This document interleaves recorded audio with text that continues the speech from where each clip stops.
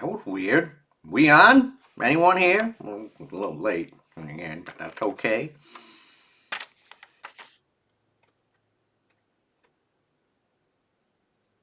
Anyone? Hi, who's here?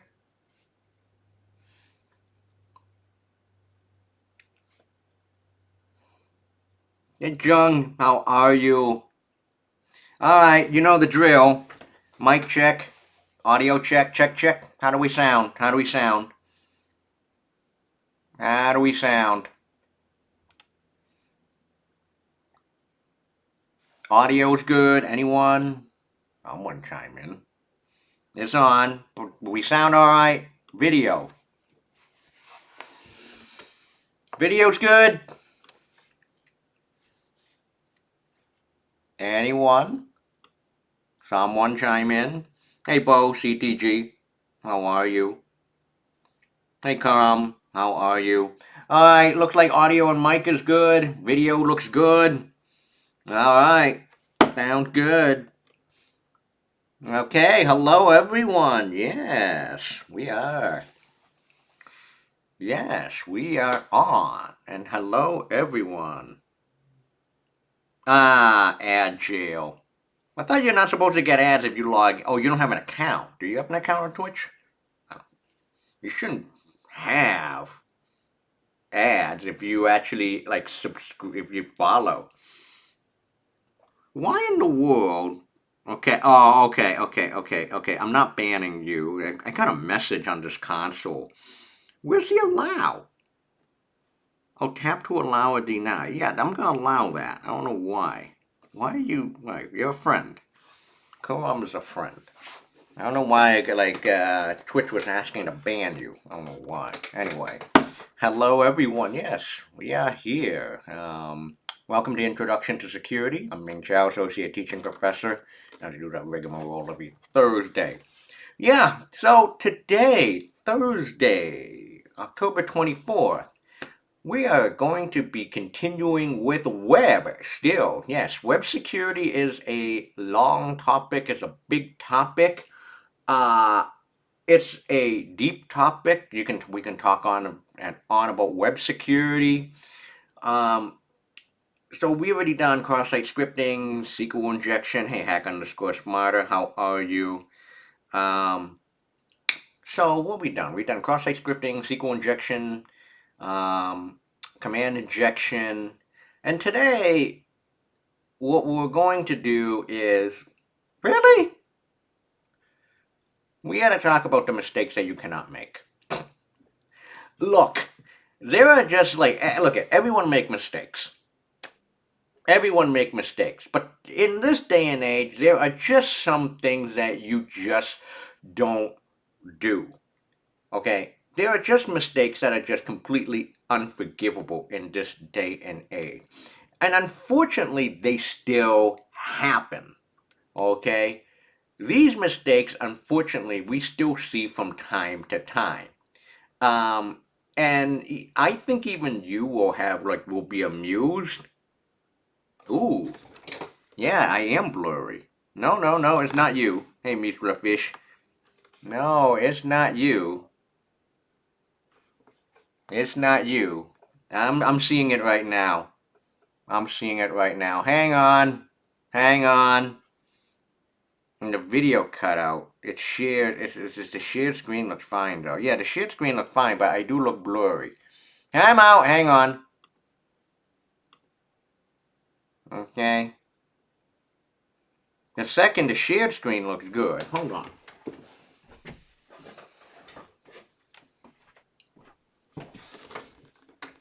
Okay. Let me see if it looks any better. I thought it wasn't blurry. Is it better now? Is it better? Much better. What the hell was that? I'm sorry about that, folks. Yeah, it was looking really blurry on my end. Okay, so much better. I don't know what that. I just moved the green screen like a little bit further, but that was like really strange. Maybe the network connection is really fucked right now. There are some mistakes that you cannot make in this day and age. No, there are just some mistakes that you cannot make. if you make these mistakes, you're gonna make look like a fool. So this is one of those talks today that you probably want to get like a beverage or two, and you know, just want to laugh at these issues. Like you just can't make these mistakes. Okay, but the first mistake that you cannot make is what is called directory traversal. Now, here's the idea. Now, does anyone here, like, how do you do directories in the command line? Like, how do you do, like, navigate through the file system on a command line? Like, what do you do? Like, right now, if I do pwd, I'm in my documents folder on my Mac. But if you say you want to go back a directory, what do you do? CD, yeah, CD, like, how do I go back a directory? Okay, so navigating the file system is something like cd/user/mchow. Like this is, and then you do cd downloads ls. This like yeah, and yeah, cd dot dot. Hey, I'm actually surprised that the dot dot doesn't even get banned on Twitch, which is good. Okay, so you know what directory, like how to navigate the file system on the command line, on Linux command line. That's fine. That's great. But what if you did this? I am now going to load up a deliberately vulnerable web application. We're going to use damn vulnerable web application later on today again. But I'm going to open up a brand new tab. And I'm going to type in Mutilidae. This is another deliberately vulnerable web application. Mutilidae has been, I think, still run by OWASP. You know, of the OWASP top 10 fame. Deliberately vulnerable web application providing a target for web security training. Okay, so I have an instance actually running at 18.191.188.105, and it's not /dvwa, it's Mutilidae. Alright, here we go. It's Mutilidae.src now. Try this.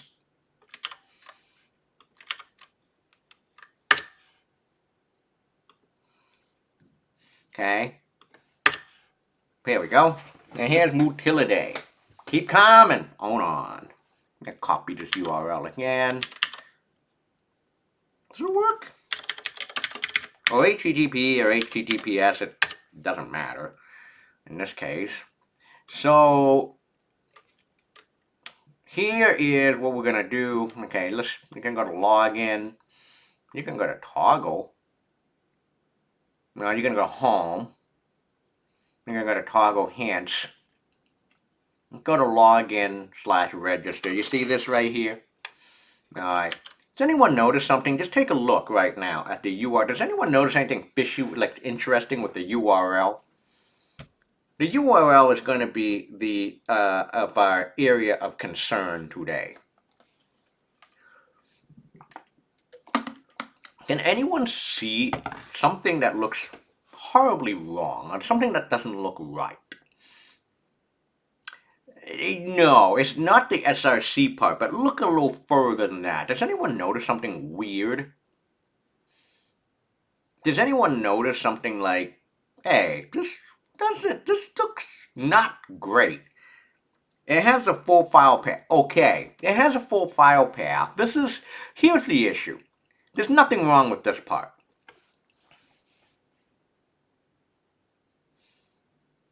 Nothing wrong with that part. I can do that. And I go back to this is the home. Index.php is the home page for Mutilidae. But notice the query string. So let's read this in English. Let's understand what's going on here. So at the index.php, it's taking in a query string of key value pair. So set the page equal to be the login.php. Okay. So why in the world can't I just do login.php? Okay, that's the reason why. That's weird. So what if I did page, if I just change page equal blank? Okay. Now this is where the directory traversal problem occurs. Are you ready? What if I set page equals index.php? So it feels kind of recursive. All right, I got nothing. Okay, but what if I did this? If I did dot dot slash dot dot slash dot dot slash dot dot slash dot dot slash dot dot slash, see what happens. Okay. Yes, go back a whole bunch of directories. Watch what I'm gonna do. If you go back a certain, look at it, if you go so far back, you're gonna be at the root. But what happened if you eventually do /etc/passwd? Notice what happens.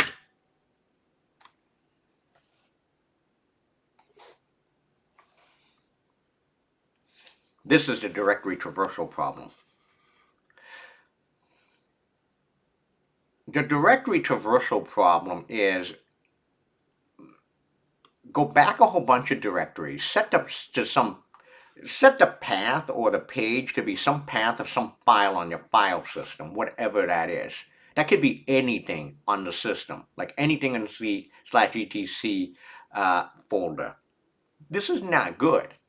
And so now what happens is we just force the home page of Mutility to render the file /etc/passwd. This is not good. This kind of mistake, this kind of problem should not be happening in this day and age.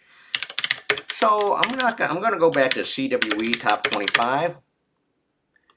CWE top 25 most dangerous software weaknesses. Remember this list?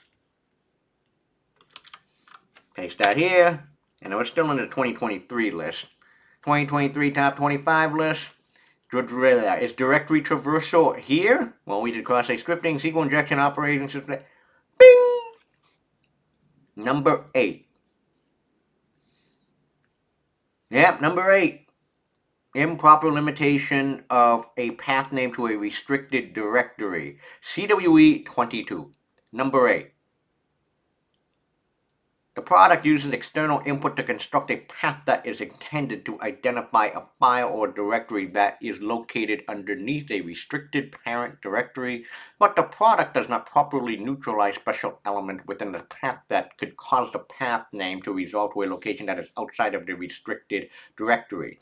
Directory traversal, path traversal. Oh, here it is. Path traversal is preferred over directory traversal, but both terms are attack focused. Okay.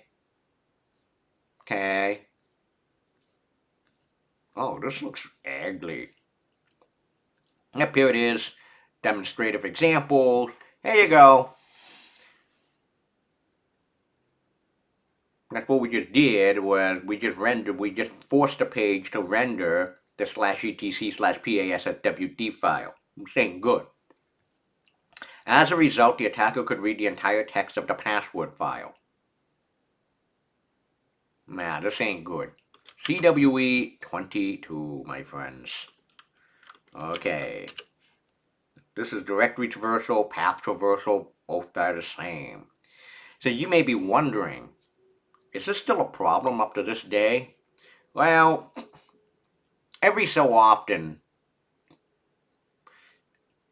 sadly, we still see real cases of this. Anyone have a dishwasher here? Have a dishwasher? Believe it or not, this was March 26th of 2017. This is still one of my this is what I just call just batshit. Now, I used to be on a mailing list. I used to be on a mailing list of security vulnerabilities and CVEs. And I stopped doing this because I just get so much stuff. And I will never forget the day I actually got the email and said, dishwasher has a directory traversal bug. I'm like, are you kidding me? Really? This was 2017. Miele, which, of all companies, and they make some of the best appliances and and some of the best home appliances by far and away. Of all places, they actually made a dishwasher with a directory traversal bug. For those of you who actually have been in security for a while, there is this thing called Internet of Things, also known as Internet of Shit. Okay? And here it is. Don't say you won. Miele went full Internet of Things with a network connected dishwasher, gave it a web server, and now finds itself on the wrong end of the security bug report. And it's accused of ignoring the warning. Here it is, CVE 2017-7240. Miele Professional PG 8528 web server directory traversal has a built-in web server that is remotely control the glassware cleaning machine from the browser. Okay, here it is. The web server typically listens on port 80 and is prone to a directory traversal attack. Therefore, an authenticated attacker may be able to exploit this issue to access sensitive information to aid in subsequent attack. Here it is, using a very basic HTTP GET on a web browser with the IP address what a dishwasher has on the network to receive. Oh, hey, this is even better. You can add not the PASSWD file, but the shadow file. That is pretty damn sad. Yeah, the internet of poop. It's so bad out there, like right now for stuff like, and people always wonder like, why did everything have to have a damn computer chip in there now? And there's two reasons why. Number one, it's pennies on the dollar to put a computer in an appliance, and number two, the more important reason is you take a look at things like TV, dishwashers, refrigerators, microwaves, coffee pots, coffee makers. They all collect data. And that's where the money really is these days. All these companies are just collecting as much data as they can and then using it, or perhaps even making a killing selling that data to other brokers. Yeah, this is not cool. All right? Directory traversal attack let miscreants access directories and data that they really shouldn't be able to reach, such as sensitive configuration files and similar stuff. Here's the good news. The good news is if you're installing like a web server software these days, like web server software, this problem of directory or path traversal should not happen. I mean, it will be extremely bad if a modern web server software allows directory traversal. That's the good news. The bad news is there's still plenty of stuff out there, appliances, and including hobbyists and computer science students that like to write their own web server. Like, for example, if you're doing a project in a networks course, I mean, you're going to be writing like a network program that will do basically HTTP. And if you're doing customized software or customized web server, the problem still exists. Okay? Yeah, appliance makers, stop trying to connect your stuff to the network. You're no good at it. This is 2017. 7 years later, internet appliances and things. Yeah, we still have the internet of poop. Okay, so directory traversal. How do you actually how do you prevent this problem? Well, number one, it boils down to sanitizing the user input, and number two, sometimes it's not a good idea to reinvent the wheel. Like, if you're installing a web server, like, don't write your own web server. Use like Nginx or Apache that exists, or use like a well-known library out there that does like HTTP commands for you. Like, don't reinvent the wheel. If you're gonna reinvent the wheel, writing your own web server, like whatever it is, small program, you're just asking for trouble. And this stuff should not be happening up in this day and age. It's like not fun. Okay, so the next problem, the next thing that you should not be doing. Let's go back to the damn vulnerable web application. Like, this is another mistake that you cannot make. And this also, believe it or not, is a class of attack known as injection as well. Now, we're going to use the damn vulnerable web application. Okay? admin password. Here we go. Username is admin, all lowercase. Password is password, all lowercase. Let me make sure and the security is low. But the vulnerability in this case, the issue is file inclusion. Okay, file inclusion. This is very, very similar to directory traversal, but there's two flavors of it. Okay, there are two flavors of this vulnerability. There is a local file inclusion and there is a remote file inclusion. I'll do file upload next. That's another world of hell. Here's the thing about file inclusion. This file inclusion, it's been around it's like early 2000s. But what is fucking crazy, and this is from Akamai Security, is, believe it or not, file inclusion attacks have grown so much from 2021. And this article was written in 2023. The idea is this. Oh, my head is in the way. Okay.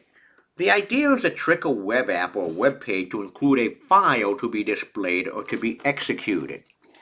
Now, local file inclusion is a file that is hosted on the web server. Remote file inclusion is, well, another website. So you have to know the terms remote versus local. Local meaning within the server, remote somewhere else. The hint is to take a look at the URI, the URL, to see if it takes a file as an HTTP GET parameter. Okay? And so in a damn vulnerable web application, we just will do the file inclusion exercise right now. Here we are. So what happened if I click F1, file1.php, or file2.php, or file3? Hello, that's my IP address. Okay, fine, whatever. Alright, file number 2. Ooh, interesting.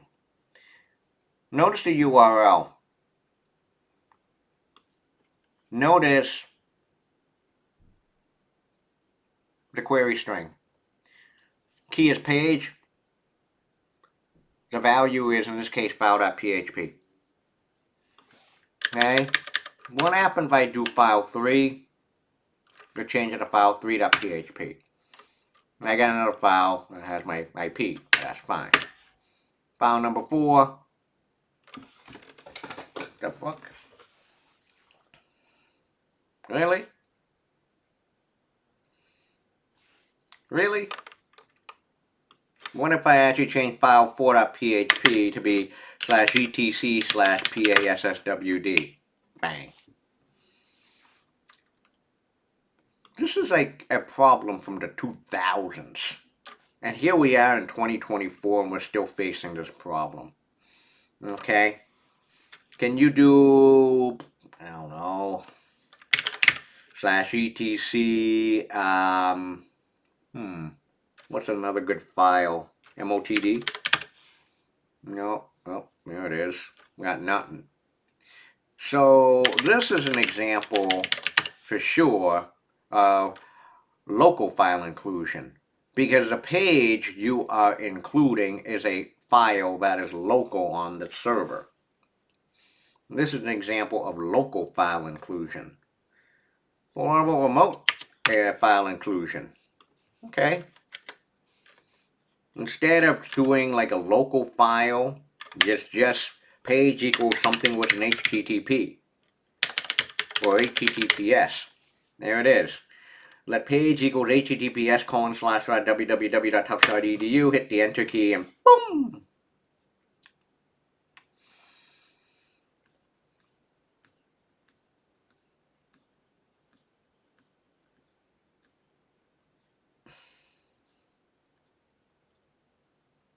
This ain't good.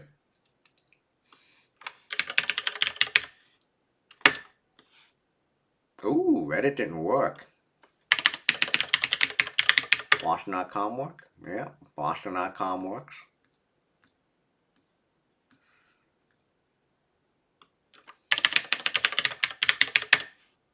ESPN. Yep.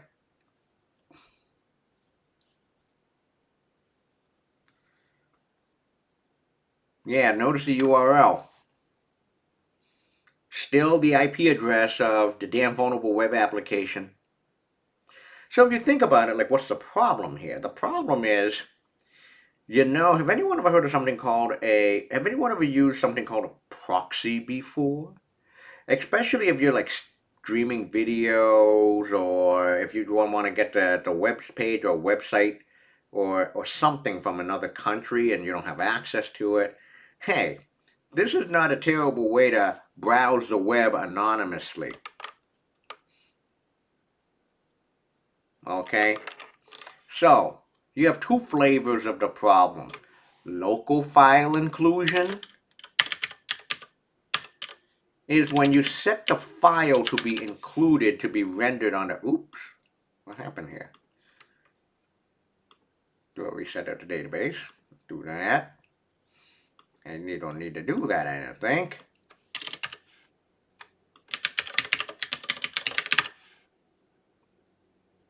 Yeah.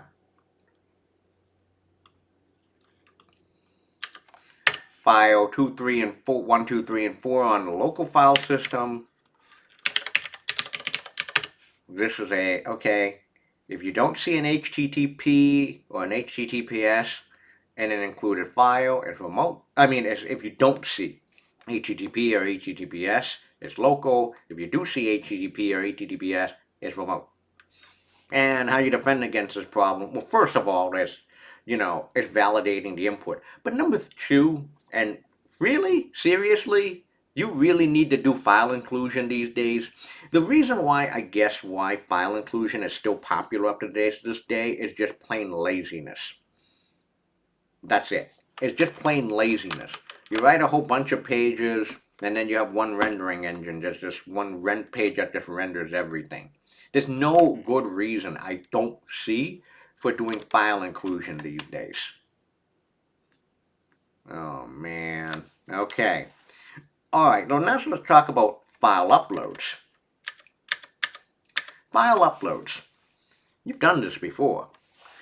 Here's the idea is that users upload files. But here's the thing, people don't do things like validate the file name, file type, content size, etc., etc., etc. This vulnerability is an injection vulnerability, but to make things even worse, if you upload a file and it can be executed and run, here's a demonstration. A demonstration is I have a copy of this PHP page which can be used to actually run and execute commands from an HTTP GET request or post. So haha.php is the code. I have it at bra.php and it's exactly this. So what it does is it's just a file that it checks if there is a CMD key in the query string, and if there is, then take in the value and then have the system run that user input.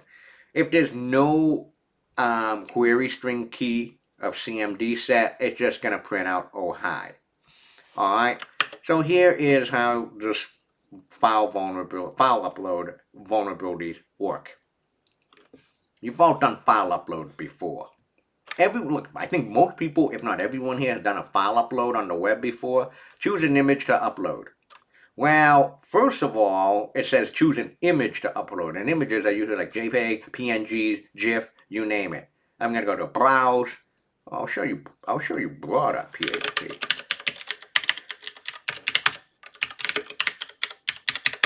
There it is. That's the code. I'm going to upload it. Upload broad.php. Oh, okay, here we go. First of all, I uploaded a PHP file and it's not an image. And hey, in this damn vulnerable web application, it's also saying that the file got uploaded to hackables upload.bra.php. That means that we can actually Change the URL, go back up a directory. You bet. There it is. Do this again. Yeah, just copy the URL. So it looks like the directory right now is /dvwa/vulnerability/uploads. Okay. Just add a // hackable upload raw.php.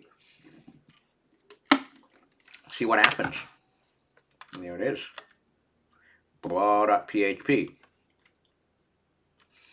What happened if I actually did, now if I add a query string cmd, and I do an ls minus la slash. Look what happens. Bing. Okay. Or I do more /etc/passwd. There you go. Any Linux command I actually want to execute. So just basically, if you think about it, it does feel like a remote code execution. There it is. Go to raw.php. Yep, still here. So first of all, I'm uploading a file that's not an image. But the second of all is I'm uploading a file that is executable, that can be executed as well too, like a program. Yep.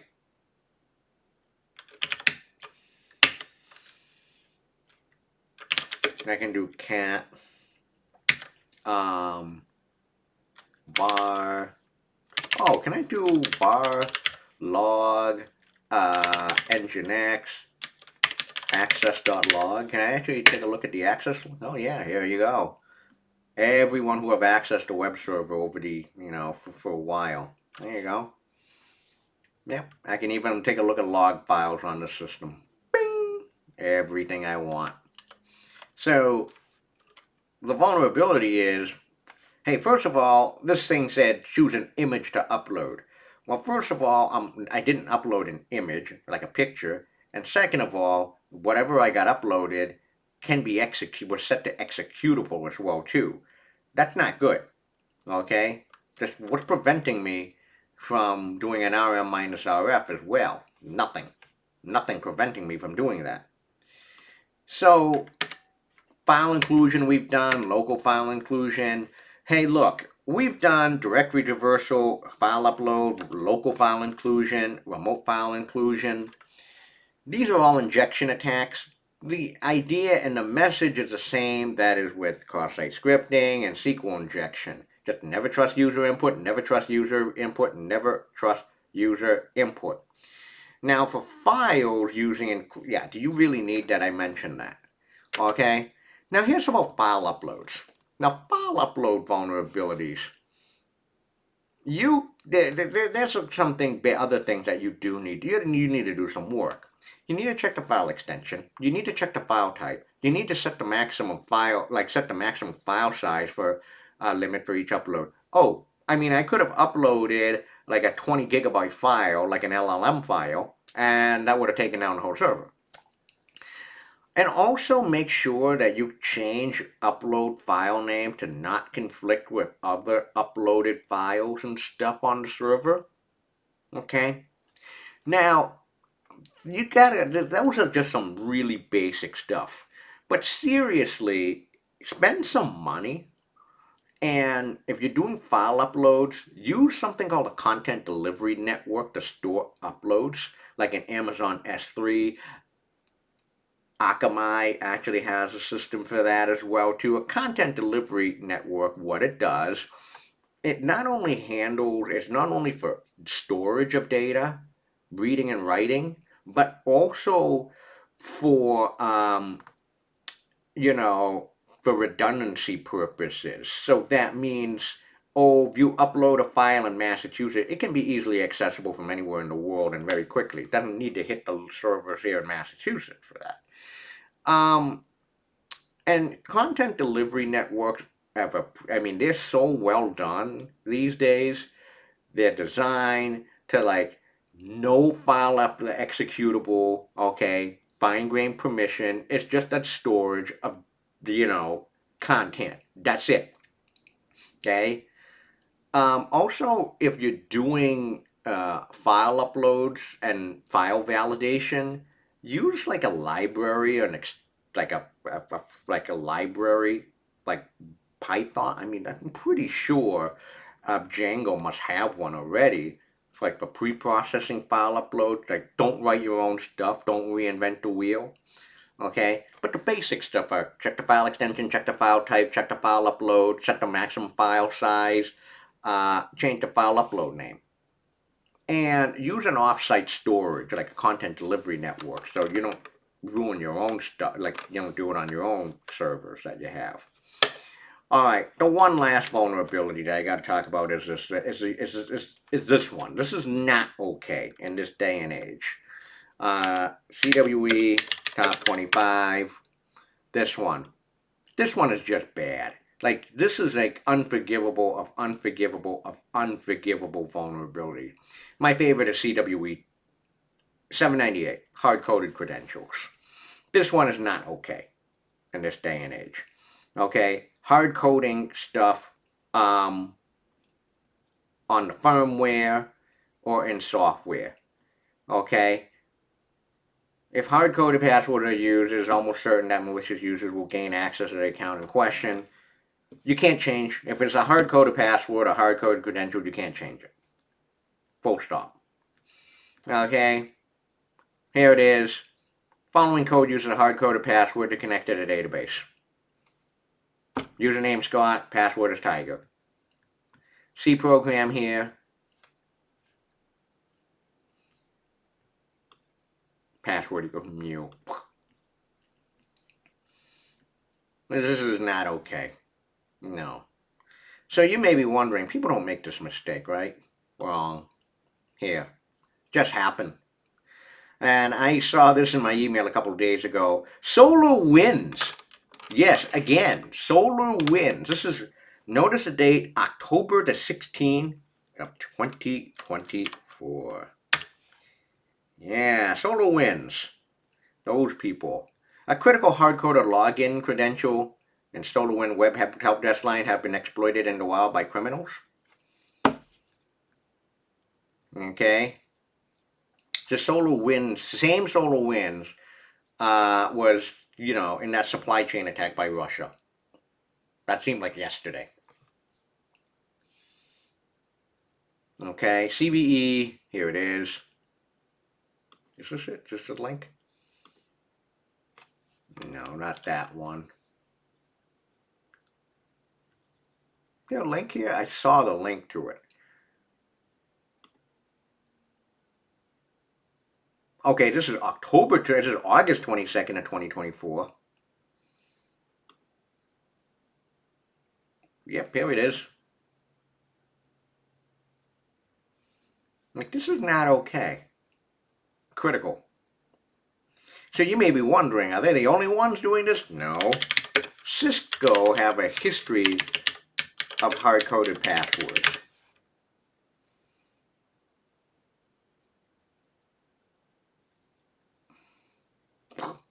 And this is from 2023. This is pretty recent.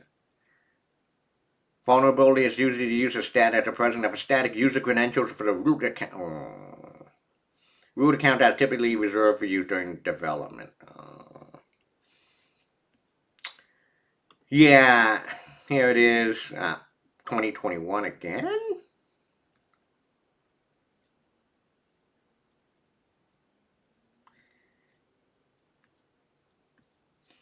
I'm actually wondering here if for those of you who have been tuning in this semester and in the past, have you lost all hope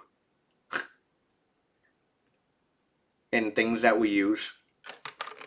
I guess that's my question. Yeah, these are mistakes that you, unfortunately, you cannot make. But here we are.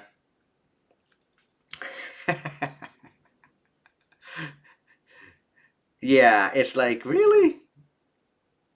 Happens all, it's like, yeah.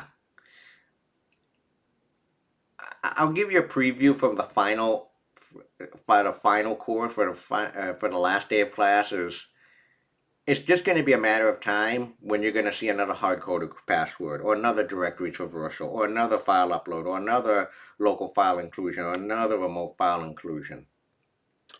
It's only a matter of time. Only a matter of time. Yeah, it's so, I mean, this is crazy. It's still even on this list, 18. That's all, folks. I'll leave you to grieve. I'll leave you to grieve on this. So, yeah, that's all I got. I mean, these are just mistakes that you cannot make. You may be wondering, is this it for today? Well, for today is it. For today, this is it for web security and the mistakes that you cannot make. We're going to continue this conversation of the mistakes that you cannot make in a few weeks. We're not going to be in the air next week. We are not going to be we're not going to be on next week because we're going to be playing Capture the Flags. Is that time of the year again, end of October, mean the end of National Cybersecurity Awareness Month, and also everyone plays Capture the Flag in teams. And so I'm going to set up probably a server or three this semester. Find vulnerabilities, find keys, have fun, happy hacking, that deal.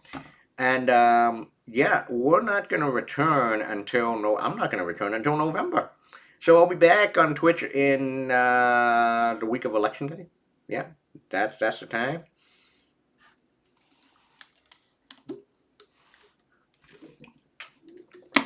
Hey, CISO Global. Okay. No, you should not have a remote desktop to open to the internet. We've seen that with Shodan. No, you should not be using password like password123. Here's I mean, if anyone want to play the game of bets and gambling, okay, here is the thing. If you want to play a gambling game right now, let's take a bet on when the next time you're going to see someone use the password and it gets actually on the news, password123. Or like password123 was the password of some critical infrastructure system. When are you going to, I mean, the odds of cross-site scripting and SQL injection happening are just like 1 to 40, like 1 to a million. I mean, that's easy. I mean, that's like a guarantee to happen. But things like directory traversal, file upload, local file inclusion, remote file inclusion, and of course hard-coded passwords. The question is when you're going to see another news or a story about that happening to a product or a system. The question is when. And I'm going to make a very conservative guess right now, because very conservative bet. It's only going to take 2 months. That's really conservative, too. All right, folks. Yeah, happy early Halloween. Happy early Halloween, and I will see you all in November. Take care now. Yeah, take care, everyone. See you in November.